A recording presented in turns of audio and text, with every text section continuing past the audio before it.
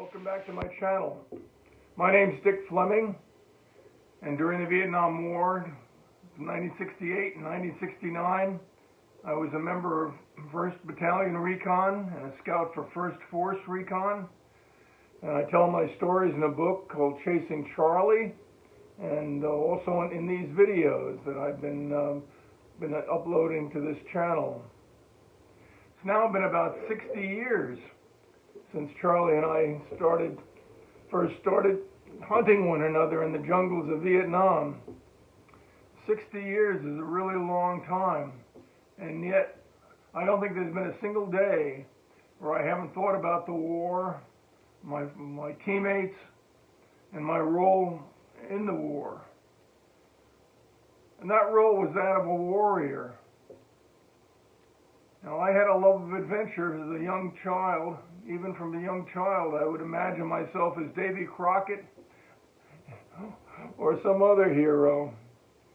But the Marine Corps took that love of adventure, disciplined it, and turned me into a warrior. Just as much a warrior as any of the Comanche braves that rode the plains of the Comanche Moon. Just as much a warrior as the Vikings that attacked the settlements in England with their dragon boats. Just as much a warrior as the men who fought in Gettysburg for the freedom of the slaves. So I have to accept that part of me. And I have accepted that part of me.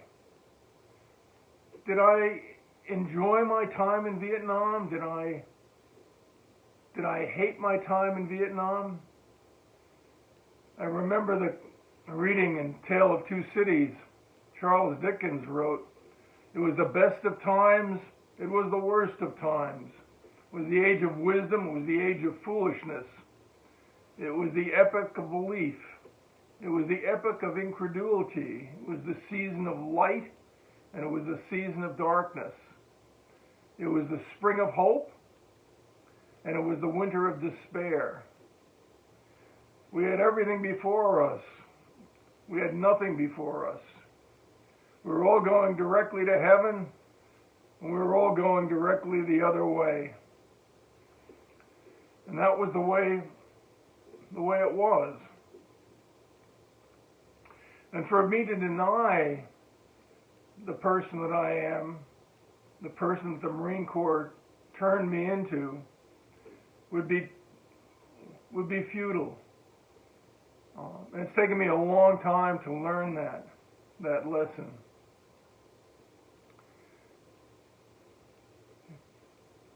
I relished combat. God help me, I did. I loved the adrenaline rush. Was I a hero? No, I was never a hero, because I was never afraid in Vietnam. Despite the firefights, despite watching people getting killed beside me, I was never afraid. I had that adrenaline rush. I had been highly trained. I knew that the people on either side of me, the men I fought with, knew their stuff. It was only after I got back to the States that I realized that there was no place for a warrior in 1970 America. Not only no place for us, but we were denigrated to the dust heap. We were not only ignored and not treated as heroes the way that the Vikings might have been when they returned to their village of the Comanches, but we were treated as drug-crazed killers, and no one wanted any part of us. Well, that was the way it was. I can't bitch and complain about it now because it's not going to change anything. The most I can do is to tell it like it really was. I tell my story to the best of my ability. And that story is difficult to tell in many cases because it's such a strange story, and our memory is such a faulty instrument. The things that I recall, if I was to ask my teammates about them, even directly after an operation, they remember it a little differently than I do. But I've done my best in my book, Chasing Charlie, to tell it the way that I remember it. Now, my mind, I know, is a faulty instrument. And particularly over time, you tend to make yourself better than you are in your mind. You think it's normal to do that. And I, of course, was not a poster-board Marine by any means. I loved being a Marine, but I hated the Marine Corps with all of its bullshit. And I was not a poster boy for the Marine Corps. I was good in the bush. I was a great bush Marine, I think. I had 27 patrols, which was more than I think anyone in Force Recon had. Between Recon Battalion and First Force Recon, I had 27 names written on top of my footlocker. Now, some of those times we had gotten shot out, before we even got inserted. But still, I had gone out 27 times, and I think that was a record for Force Recon. And after every time I went out, I would write up a little synopsis of our mission in a green notebook that I borrowed from the mess hall. So I used that when I was creating Chasing Charlie to go back and recall what had happened during that time period. And I think I did a fairly good job. I did the best I could to tell it like it was. In many cases, the Marine Corps used us like water. I mean, honestly, there were some of these missions, prisoner snatches in particular, were nothing more than suicide missions. Looking back on it, but the men I was with, they were as gung ho as I was at the time. Not gung ho exactly, but they were well trained, and if we had gotten the mission to go to parachute at night into Hanoi and snatch Ho Chi Minh, out of his bed, we probably would have done it and enjoyed it. Because God help me, I did enjoy it. I did enjoy that adrenaline rush. And I think if all of us in the military were honest to ourselves, they would agree with me that perhaps we're all adrenaline junkies, from our experiences.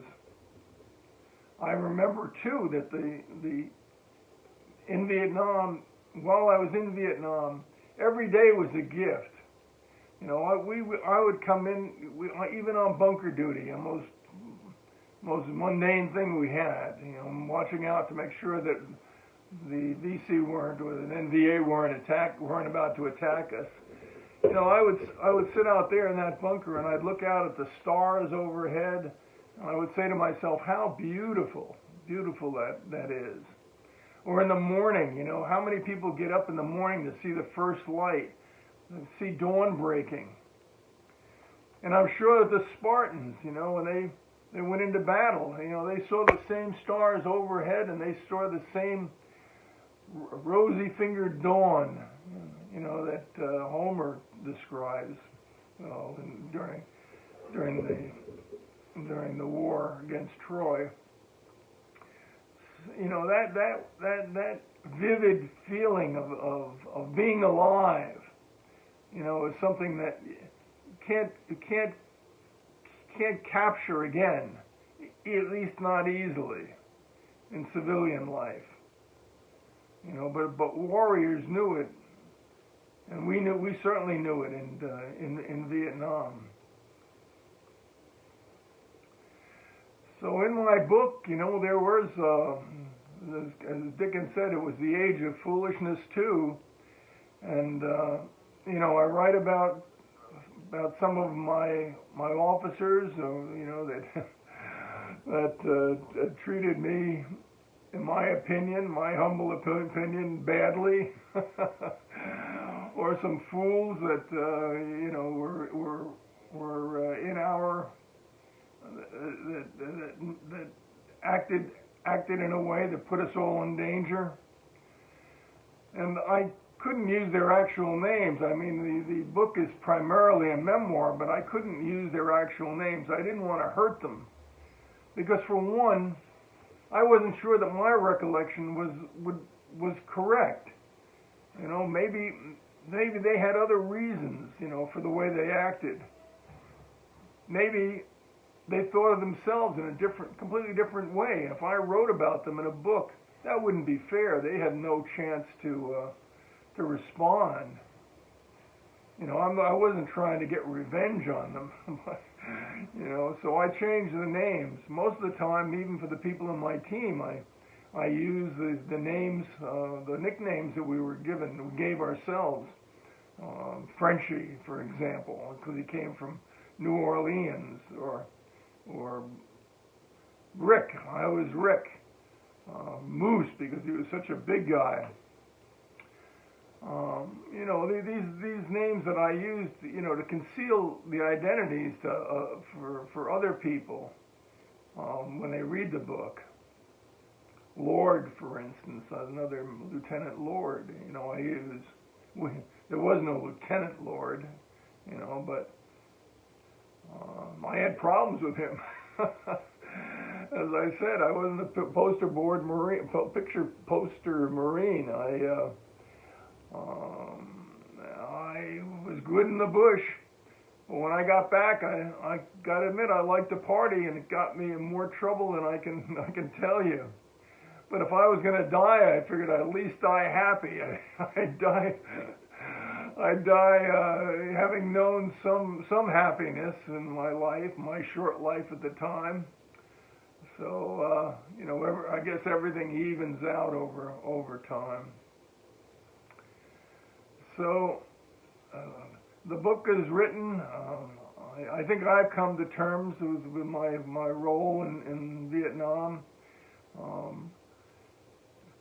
Not to say that I made any. I came to some grand, philosophical conclusion about the war, or my place in it, or some psychological insight that I have. Other than that, you have to accept who you are. The Delphi Oracle always asks the petitioners, know thyself. And the Marine Corps took this young recruit and turned him into a warrior. Whether I was turned into a killer or not, I have to accept that part of me too. And was that right and proper that I did that? I killed. I don't know. At the time, I did it because I was fighting for a cause that I believed to be true, maybe. Although that's probably not the real reason. I was fighting for the friends of my unit, certainly. Yeah. I was fighting to protect myself. Self-defense, certainly. But when you get out of the service and, you find that there's no place for a warrior in society. And when I hear Trump puff himself up on stage and talking about the men who fought the World War II being chumps, that strikes me to the heart. I hate that. I hate that idea. There's a place in America, there's a place in our society for sacrifice. There's a place for patriotism. There's a place for the young men of America to fight to protect our liberties and to fight to protect our country. There's a place for honor. There's a place for decency. There's a place for bravery. When that young man I wrote about later in my video, when he wanted to go in the Marine Corps and he wanted to know what I thought about the idea, what was I going to do? Was I going to tell him, no, don't be patriotic? Don't sacrifice yourself for your country? Don't be brave? Don't challenge yourself? No, I'm not going to say that to him, because it's not what I believe myself. I believe that we don't need to put people in harm's way unnecessarily. I hate the idea of the politicians who had never experienced combat before send young men time and time again into combat, the way they did with those poor guys in Afghanistan. We had a 13-month tour of duty. That was extended from 12 months when I was there to 13 months. But you know, when I hear about these guys going redeployed, just makes me sick. And meanwhile, they got the politicians are sitting there in their fat asses, you know, putting in more and more troops, the same way they did in Vietnam with McNamara, knowing the war was lost, and yet continuing to put in more and more troops until 58,000 of us were killed. McNamara, did he put his life in danger? No. Did he ever put his life in danger? No. He was a bureaucrat. As we learned from Eichmann, the trial of Eichmann and Hannah Arendt, you know, it's not necessary. Eichmann didn't choose between good and evil. He was a cipher. He just followed orders. And as Hannah wrote in her book, it's necessary to make choices, you know, for good or evil. Either way, you have to make a choice in your own mind.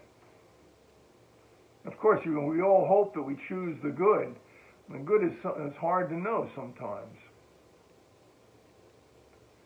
Well, that's my story, and I hope you enjoy my videos.